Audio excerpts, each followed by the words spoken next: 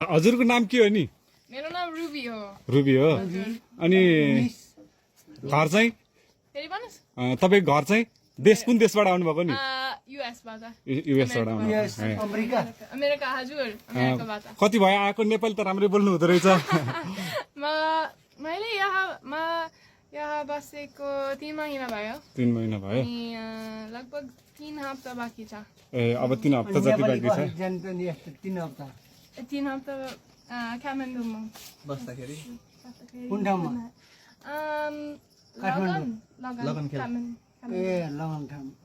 लगन खेल हो कि ओके उस्तै प्रश्न छ।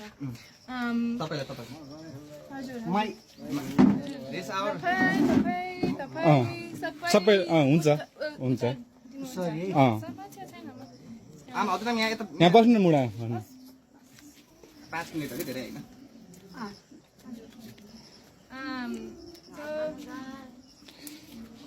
म रेकर्ड गर्न सक्छु? सक्नुहुन्छ।